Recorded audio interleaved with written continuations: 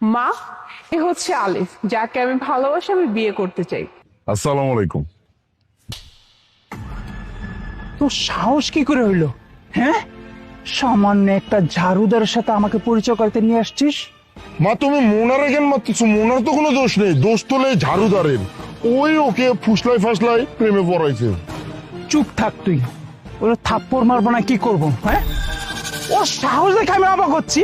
ওর সাহস কত বড়! ও সামান্য একটা ঝাড়ুদারের সাথে প্রেম করে, ঝাড়ুদারের সাথে পরিচয় করার জন্য আমাকে তোকে এখানে নিয়ে আসছে। তুই ভাবতে পারছিস ওর কথা? মা, আমিও তো বুঝতে পারতেছি না, মানে মোনা তোর রুচি এত খারাপ। মানে তুই কোন ফ্যামিলিতে বড় হয়েছিস ভুলে গেছিস? মানে তুই কি না একটা ঝাড়ুদারের পছন্দ করছিস, ঝাড়ুদারের সাথে বিয়ে ঠিক করার জন্য তুই আমাদেরকে নিয়ে আসছিস এখানে। ও মাই গড! ভাইয়া, এইভাবে কেন কথা বলতেছো? আগে তো পুরো ব্যাপারটা শুনবো, ওর সাথে কথা বলো। এই কি বললি তুই? ওর কথা শুনবো? হ্যাঁ, ওর কি কথা শুনবো রে? আর ওরে দেখবোই বা কি? যা দেখার তা তো আমরা দেখেই ফেলছি। কি আছে ওর? কিচ্ছু নাই। এই যে ওর কাজ হয়েছে রাস্তা পরিষ্কার করা, এই যে রাস্তা পরিষ্কার করতেছি, তুই দেখছিস না? হ্যাঁ, আমি তো ভাবতেই পারছি না তুই এরকম একটা ছেলেকে পছন্দ করলি, ওর সাথে তুই বিয়ে করতে চাচ্ছিস, সারা জীবন কাটাতে চাচ্ছিস ওর সাথে। কেন? হ্যাঁ, তুই জানিস না তুই কোন পরিবারে জন্মগ্রহণ করছিস, কত টাকা তোর পকেট খরচ? তুই কি ভুলে গেছিস? আরে এই, তোর সমস্যাটা কি? হ্যাঁ, বড় লোকের মেয়ে দেখলেই এমনি পটাইতে মন চায় না? ও, পটাবি না কেন? তোদের গরিবদের তো স্বভাবই এটা। বড় লোকের মেয়ে দেখবি, প্রেমের ফাঁদে ফালাবি, বিয়ে করবি, তখন ওই বড় লোকের মেয়েকে বিয়ে করে নাম ডাক বাড়ি গাড়ি করবি, তাই? কিন্তু এটা কখনোই হতে দিব না, আমি যে পর্যন্ত বেঁচে আছি। মা, দেখ মোনা, আমি তোর ভালো করে বলতেছি, আমি যতদিন বাইচাইছি না তোর সাথে তোর বিয়ে আমি জীবনে হতে দেবো না। কারণ তোর সাথে যদি ওর বিয়ে হয়, ভাই আমি মানুষকে মুখ দেখাবো কেমনি? মানে কি বলবো, আমার বোনের বিয়ে হয়েছে একটা ঝাড়ুদারের সাথে। দেখ মোনা, তুই কিন্তু ভুলে যাস না যে আমরা একটা সোসাইটিতে থাকি। তোর সাথে যদি ওই ঝাড়ুদারের বিয়ে হয়, আমরা সোসাইটিতে মুখ দেখাবো কিভাবে? আমাদের বংশের লোকের কাছে আমরা মুখ দেখাবো কিভাবে? মা বিশ্বাস করো, অনেক ভালো একটা ছেলে, অনেক ভালো একজন মানুষ। শুধু ঝাড়ুদার এইটা দেখে ওকে কেন এরকম কথা শোনাচ্ছ? ওর ব্যাপারটা তুমি আগে শোনো, ওর সাথে একটু কথা বলো। এই তুই চুপ থাক। আরে এই, বলতো তুই কি এমন জাদু করছিস আমার মেয়েকে যে আমার মেয়ে তোরে বলতে অজ্ঞান? বল। আন্টি, আমি কোনো জাদুটোনা করি নাই। আপনার মেয়েকে আমি ভালোবাসি, আপনার মেয়ে আমাকে ভালোবাসে। আমরা দুজন দুজনকে বিয়ে করতে চাই, আমরা সংসার করতে চাই। আমার কথা আগে শুনেন আপনারা। কোনো দিনও না। হ্যাঁ, তুই আমার মেয়েকে বিয়ে করতে চাচ্ছিস, তুই আমার মেয়েকে বিয়ে করে খাওয়াবি কি? কি করবি? এই তোর সাথে ঝাড়ুদার কাজ করাবি? হ্যাঁ, এছাড়া তুই কি করতে পারিস? কিছুই করতে পারবি না। তাই তোকে বলছি, খবরদার আমার মেয়ের সামনে আসারও কখনো চেষ্টা করবি না। যদি ফার্দার আমি কখনো দেখছি তুই আমার মেয়ের সামনে আসছিস এবং কি আমার মেয়ের সাথে কখনো যোগাযোগ করছিস, তাহলে কিন্তু খুব খারাপ হয়ে যেত। মানে মোনা, আমি না, মানে তুই যে আমার বোন এটা ভাবতে না এখন আমার লজ্জা করতেছে। তোর রুচির এত দুর্ভিজ্ঞ! ও মাই গড! মানে তুই একটা ঝাড়ুদারে পছন্দ করছিস ভাই। ওর গেট আপ দেখ, মানে ওর ড্রেস আপ দেখ, গামছা, লুঙ্গি, হাতে ঝাড়ু। সে মা, ভাইয়া, তোমাদেরকে আমি একটা কথা ক্লিয়ারলি বলতেছি, আমি আলিফকে ভালোবাসি, আমি ওকেই বিয়ে করবো, ওকে ছাড়া আমি কাউকে বিয়ে করবো না। দেখুন, আপনারা বড় লোক সেটা আমি খুব ভালো করে বুঝতে পারছি। তার মানে এই না যে আপনারা আমার কথাটাও শুনবেন না। আগে আমি কি বলি সেটা শুনেন, তারপরে। এই একদম চুপ, তোর কোনো কথাই আমরা শুনতে চাই না। মা, এত কথা বলার কি আছে? আমি এটাই তো বুঝতেছি না। মোনা, চল এখান থেকে, চল চল।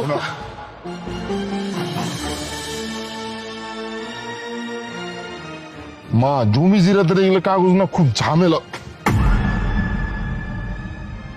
কিরে তুই? মা, এটা ওই ঝাড়ুদার না? হ্যাঁ, তুই তো ঠিকই বলছিস। কিরে, তোর পোশাক আশাকে এরকম পরিবর্তন হলো কি করে? ও আচ্ছা, বুঝতে পারছি। কারো কাছ থেকে মনে হয় ধান্দা করছিস না?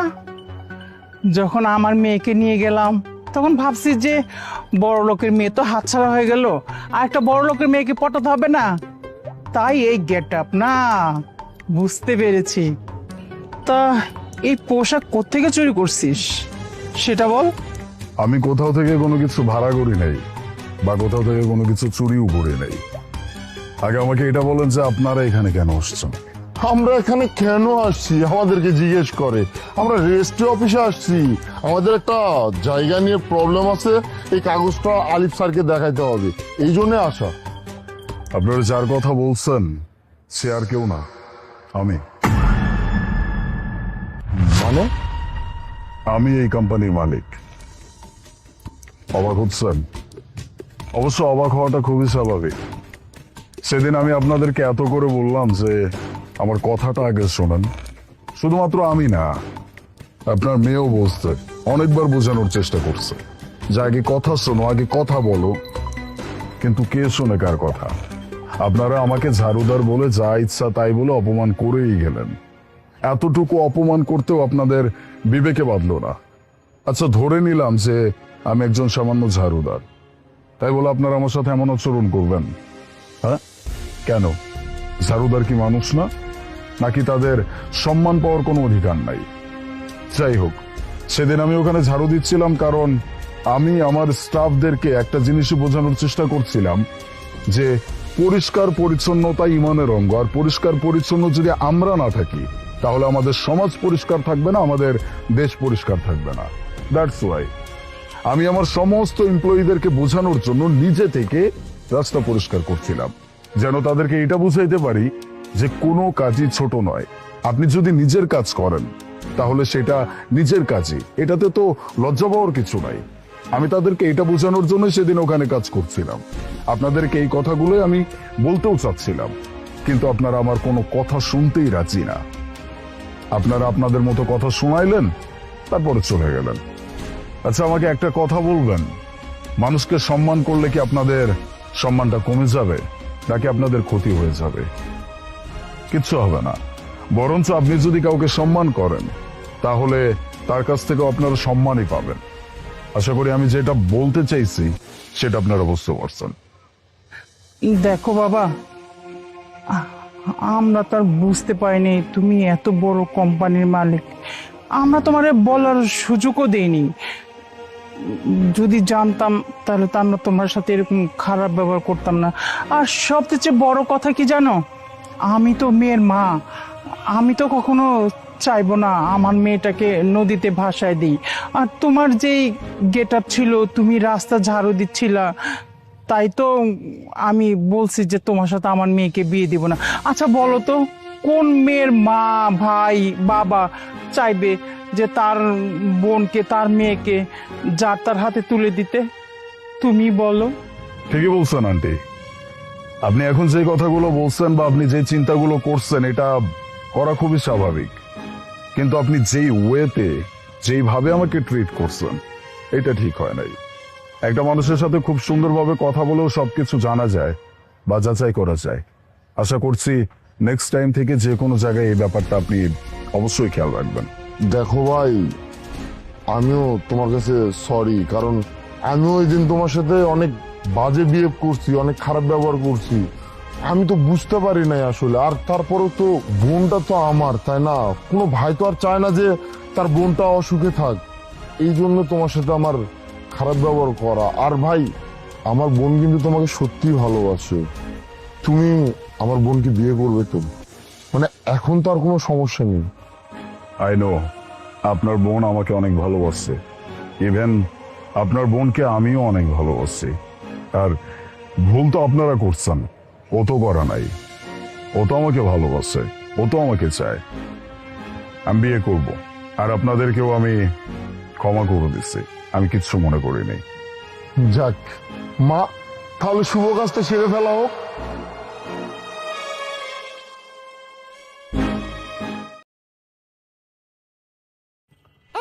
রিক্সা মিরপুর 10 যাবেন? হ্যাঁ বাবা, যাবো। মা,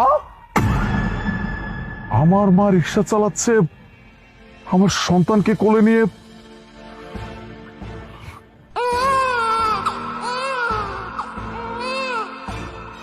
কি ব্যাপার খালা?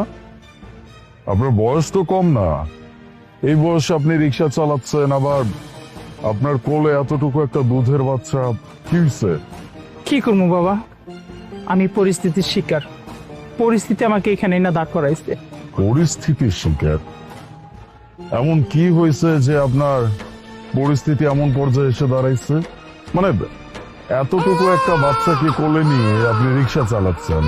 বাই দ্য ওয়ে, আপনার ফ্যামিলি মেম্বার নাই, বা এই সন্তানই বা আপনার কি হয়? বাবা, এটা আমার নাতি। এই নাতি ছাড়া এই দুনিয়াতে আমার আর কেউ নাই, আমার কোনো পরিবার নাই। দ্যাট মিন্স আপনার পরিবার ছিল, তার মানে কি আপনার পরিবারের সবাই মারা গেছে? না, কেউ মারা যায় নাই। আমার ছেলে আছে, ছেলের বউ আছে। আমার নাতি নিয়ে, ছেলের বউ নিয়ে, ছেলে নিয়ে ভালোই আমাদের দিন কাটতেছিল। জানো বাবা, আমার ছেলে আর্মির বড় অফিসার। ও বেশিরভাগই বর্ডারে থাকে 6 মাস 7 মাসের জন্য। কারণ ও যে দেশের একজন সেবক, ওর কাছে দেশই সবার আগে, দেশ ছাড়া আর কিচ্ছু না।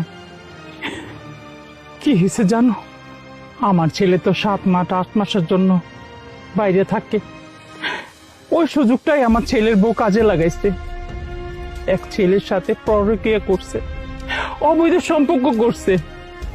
যখন হঠাৎ আমার চোখে ধরা পড়লো, তখন আমি আমার ছেলের বউরে বললাম যে বৌমা, তুমি যেটা করতেছো এটা ঠিক করতেছো না, এটা ঠিক না। কয়েকদিন বলার পর আমার আর কিছুই বলে নাই। যতই দিন যাইতেছে ততই ওর চরিত্র বেশি খারাপ হইতেছে।